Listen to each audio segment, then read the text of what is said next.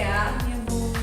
Sebelum kita memulai pelajaran, alangkah baiknya kita berdoa terlebih dahulu ya. Berdoa mulai. Doa selesai. Ada yang sudah tahu pelajaran kita hari ini apa? Quran hadis. Ya betul, Quran hadis tentang menggapai kebahagiaan dengan sabar dan syukur. Iya, Bu.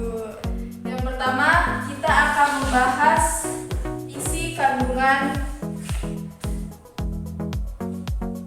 riwayat Muslim dari Abu Yahya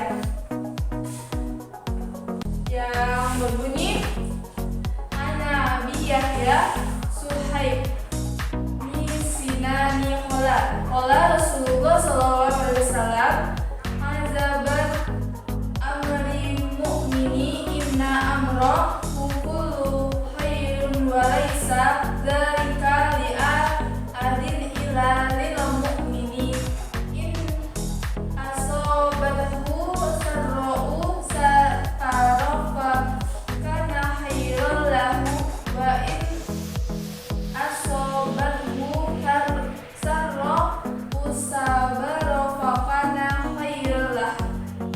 Rasulullah, riwayat Muslim, yang artinya Abu Yahya Suhaib bin Sinan radhiyallahu berkata, Rasulullah SAW bersabda, alangkah mengagumkan keadaan orang yang beriman karena semua keadaannya membawa kebaikan untuk dirinya, dan ini hanya ada pada seorang mukmin.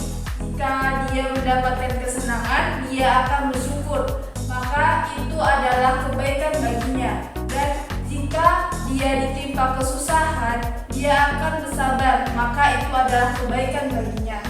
Hadis riwayat Muslim.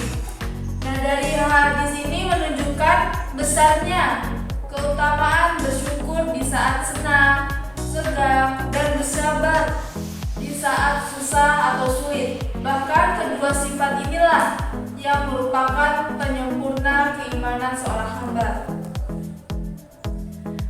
Di dalam Al-Quran, Allah SWT memuji secara khusus hamba-hambanya yang memiliki dua sifat sebagai orang-orang yang bisa mengambil pelajaran ketika menyaksikan tanda-tanda kemahakuasaan Allah SWT.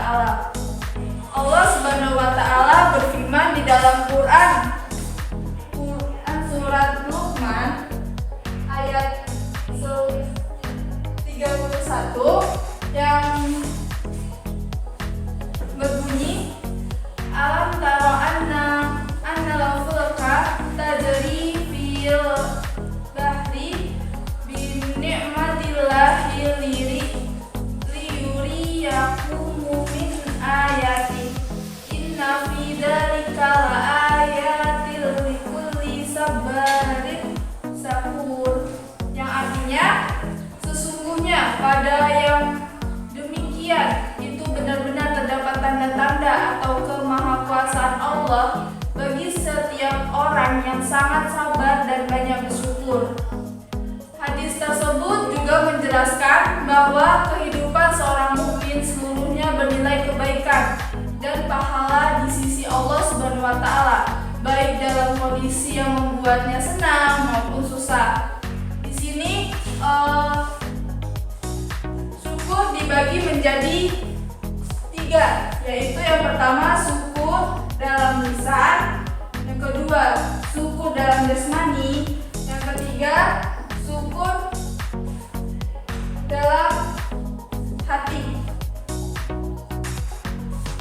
Yang pertama, syukur dalam lisan adalah dengan mengucapkan alhamdulillah dan memujinya. Yang kedua, syukur dalam jasmani adalah dengan tidak mempergunakan setiap anggota badan dalam kemaksiatan, tetapi untuk ketaatan kepadanya. Yang ketiga yaitu syukur dengan hati adalah mengetahui bahwa nikmat-nikmat itu berasal dari Allah SWT, bukan selain darinya. Dan sampai sini ada yang ingin ditanyakan? Oke, kalau cukup kita lanjut ya. Yang B yaitu isi kandungan hadis riwayat Tirmizi dari Abdullah bin Abbas. Dalam pertolongan Allah Subhanahu wa taala senantiasa bersama kesabaran, kesulitan dan kesusahan. Hadis tersebut yang berbunyi an Abdillahi bin Abbas radhiyallahu anhuma qala Rasulullah sallallahu alaihi wasallam wa'lam anna an-nasra ma'as sabri wa anna farja ma'al qarbi wa anna ma'al usri yusra. Yang artinya dari Abdullah bin Abbas radhiyallahu berkata, Rasulullah sallallahu alaihi wasallam bersabda, ketahuilah sesungguhnya pertolongan dari Allah Subhanahu wa taala itu selalu menyertai kesabaran, dan jalan keluar dari kesulitan selalu menyertai kesulitan, dan kemudahan selalu menyertai kesusahan. Hadis riwayat Tirmizi. Hadis ini menjelaskan bahwa apabila kita menghendaki pertolongan Allah Subhanahu wa taala, maka kita harus bersabar. Di mana firman Allah Subhanahu wa taala dalam Quran surat Insyirah ayat 5 yang berbunyi fa inna ma'usri yusra, maka sesungguhnya beserta kesulitan itu ada kemudahan. Quran surat Al-Insyirah ayat 5.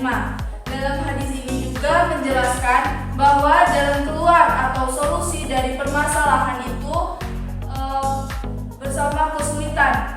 Makanya apabila seseorang ingin mendapatkan solusi dari berbagai permasalahan yang menderanya, maka ia harus mau menghadapi kesulitan-kesulitan yang dihadapinya. Sampai di sini ada yang ditanyakan kan? Tidak, Bu. Kalau cukup, di sini Ibu akan memberikan tugas untuk dikerjakan di rumah minggu depan dikumpul ya.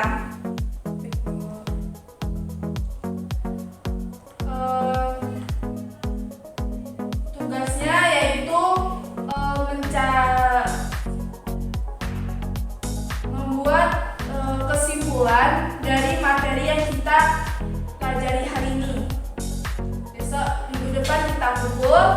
Mungkin waktunya sudah habis, Ibu akhiri. Wassalamualaikum warahmatullahi wabarakatuh.